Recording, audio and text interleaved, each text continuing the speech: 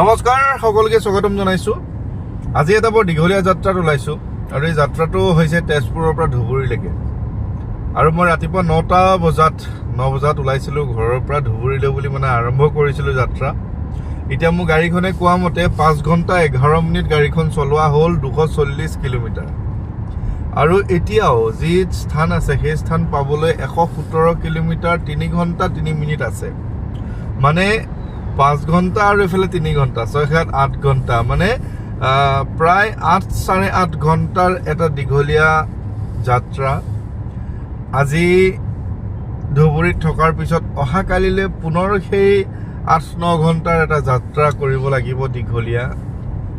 আচলতে বস্তুখিনি বাহিৰে বহুত এটা সহজ আৰু একদম ইজি ধৰণৰ কথা এটা যে মাতিছো আহিছে বা ইমান ঘূৰি ফুৰে, কিন্তু ইয়াৰ মাজতো কিন্তু যথেষ্ট পৰিশ্ৰম কষ্ট ভাগৰ সোমাই থাকে।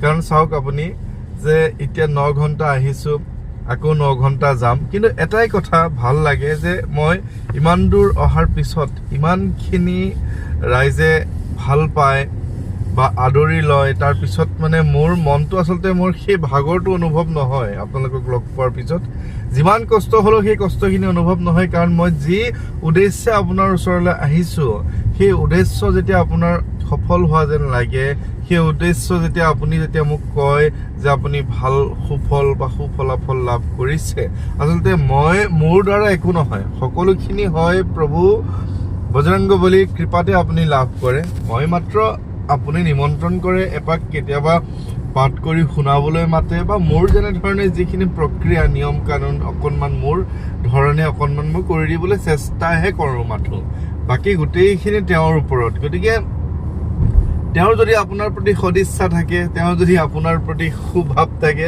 আপুনি যদি খুব একান্ত ভক্তিৰে মনৰ পৰা আপুনি যদি তেওঁক বিচাৰে, একদম নিশ্চয় আপুনি পাবই। আৰু মই প্ৰতিদিনে আপোনালোকক কৈ থাকোঁ, মই যোৱাতকৈ আপোনালোকে নিজে কৰিলে যিখিনি ফল পোৱা যায়, মই গৈ কৰি দিলেও একেখিনি ফলেই পোৱা যায়। মই আগৰ পৰা কৈ আছো, নিশ্চয় প্ৰেম প্ৰতীতিতে বিনয় কৰে সন্মান, তেহিকে কাৰ্য সকল শুভ সিদ্ধ কৰে হনুমান।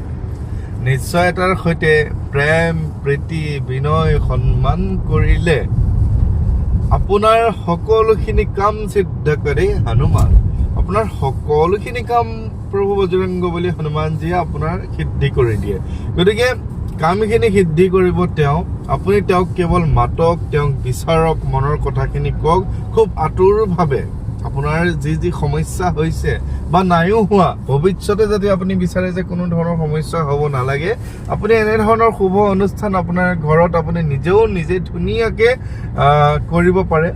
গতিকে মই সকলোকে আহ্বান জনাওঁ যে আপোনালোকে যেনেধৰণে মই নিয়মখিনি মাজে সময়ে ভিডিঅ' আকাৰে কৈ থাকোঁ, সেইখিনি কৰিবলৈ চেষ্টা কৰক। আপুনি কৰিলেহে সুফল পাব। জয় ইহ পঢ়ে হনুমান চালিচা হৈ সিদ্ধি সাক্ষী গৰিছা।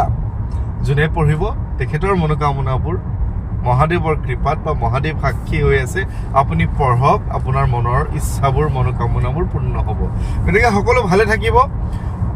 গৈ পাবলৈ আৰু 3 ঘণ্টা আছে। বাটতে অকণমান আপোনালোকৰ কাৰণে এটা সৰু ভিডিঅ' কৰি দেখালোঁ, ৰাস্তা পদূলিও দেখাওঁ। আৰু ধন্যবাদ, ভালে থাকক আৰু।